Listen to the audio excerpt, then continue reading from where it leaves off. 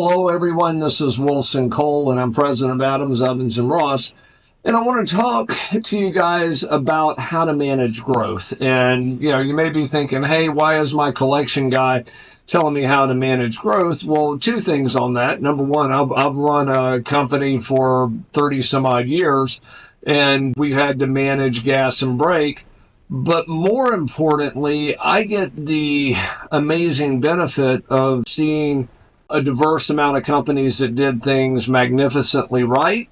But I also get the opposite of that, is I get the companies that maybe had a wonderful idea, but they didn't manage either their cash or their growth or both.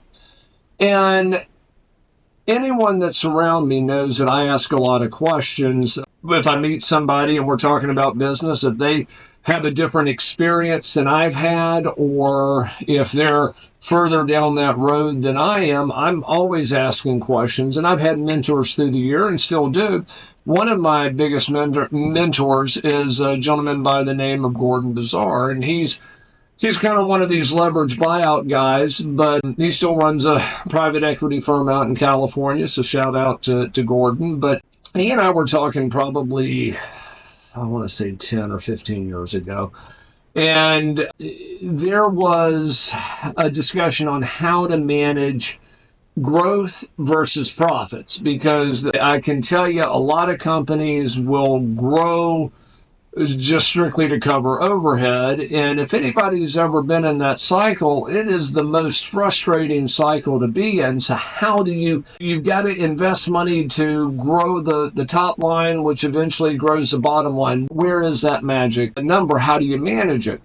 And one of the things that private equity firms use is it's referred to as a rule of 40. And I'm going to explain it to you, kind of walk you through it, but it was life-changing for me. And it kind of gives you the tools to know when to gas and brake.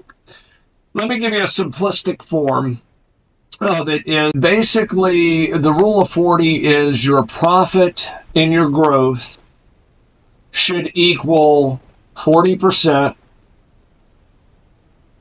That way, long-term cash is accumulated, long-term growth is accumulated, and it's basically a SaaS model as well. And let me kind of give you an example.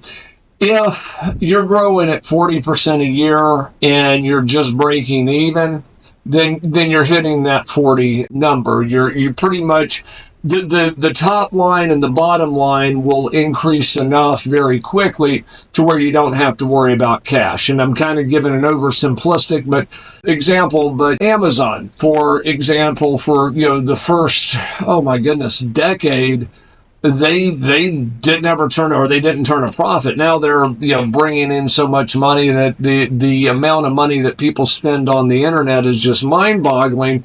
But they had enough growth to where everything caught out, and they had the finance lines and things on those lines.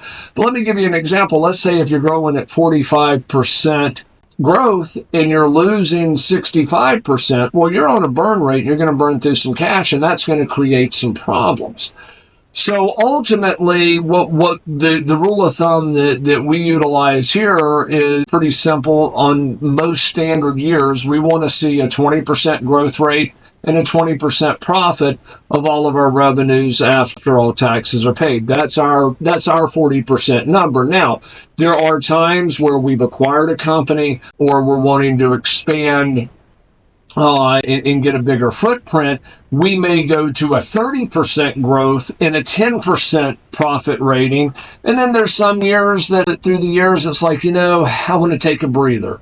So we may only look at a 10% growth rate. Well, if we only do a 10% growth rate, we better be just breaking the bank with the cash that's coming in. And so we're going to expect a 30% profit margin at the end of the year, after expenses, after everybody is paid, including myself, And that's one thing that a lot of entrepreneurs don't do, is they say, well, Wilson, I'm making, whether it's $200,000 or whether it's $600,000 a year in profit. And it's like, well, what are you pulling in salary? Well, that is my salary. Well, what would you pay somebody to sit in your seat? And if it's, you're going to pay somebody, whether it's $100,000 or $300,000 to sit in your seat, that's really a cost. So your profit may actually be a little less than that. But without getting too far into the weeds, as you're trying to manage your growth, as you're trying to manage your profits, and if you're in the hyper growth mode and you're burning through cash, keep an eye on that 40%. You know, if you're growing at 45% and you're losing 5% a year, then that drops you down to the 40%, and eventually those numbers will rectify themselves. But that was a tool that we used way back when, and we still use on a daily basis. We check that on a monthly basis and on a yearly basis, a quarterly basis. It's kind of our baseline on that. Hopefully that helps. If you have a collection, and that's a neat way to find some new profits, or if you want to look for backdoor hires, which is yet another way to find found money, certainly reach out to us on our website and book an appointment with me or one of our staff attorneys at staffingdebt.com, or visit us and request a demo of our software at backdoorhires.com. Hey guys, it's Wilson again, and this video was brought to you by Adams, Evans, and Ross. And if you like the video, please make sure that you click on the subscribe button and also like the video. If you have any questions or comments, please leave those below as well. If you'd like to learn more about our company, please visit our website at staffingdebt.com. And also remember, if there's no collection, there's absolutely no cost at all.